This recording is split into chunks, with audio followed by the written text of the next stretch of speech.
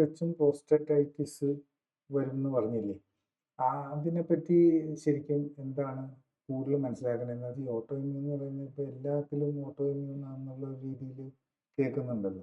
അപ്പം അങ്ങനെ വരുമ്പോൾ എന്താണ് പ്രത്യേകിച്ച് മനസ്സിലാകുന്നത്? ഈ പ്രോസ്റ്റേറ്റിന് വരുന്ന ഓട്ടോമ്യൂൺ പ്രോസ്റ്റേറ്റിസ് എന്ന് പറയുമ്പം നമ്മൾ മൂത്രത്തിന് ചെറിയ വേദനയും ഇതൊക്കെ ആയിട്ട് നമ്മൾ യൂഷ്വലി സ്പെഷ്യലിസ്റ്റ് യൂറോളജിസ്റ്റ് ആണല്ലോ. മൂത്ര സംബന്ധമായിട്ടുള്ളതിൻ്റെ യൂറോളജി സർജനാണ് യൂഷ്വലി ഇതിൽ. കാരണം ഇതിനൊക്കെ മെഡിസിൻസ് വളരെ കുറവാണ്. സാധാരണ ഫിസിഷ്യൻ്റെ അടുത്ത് പോകാം, അല്ലെങ്കിൽ യൂറോളജിസ്റ്റിൻ്റെ അടുത്താണ് സാധാരണ എല്ലാവരും ചെല്ലുന്നത്.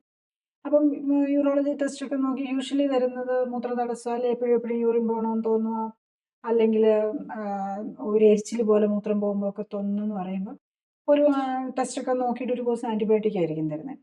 ഈ ആൻറ്റിബയോട്ടിക് ഒന്നും കഴിച്ചിട്ട് ഇത് മാറുന്നില്ല, പിന്നെയും വരികയാണെങ്കിൽ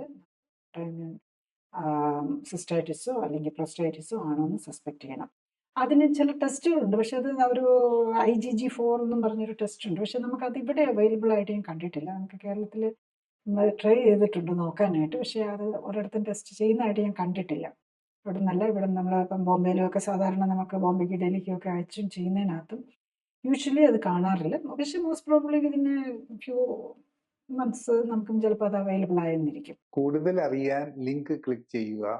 കൂടുതൽ വീഡിയോകൾക്കായി സബ്സ്ക്രൈബ് ബട്ടൺ അമർത്തുക.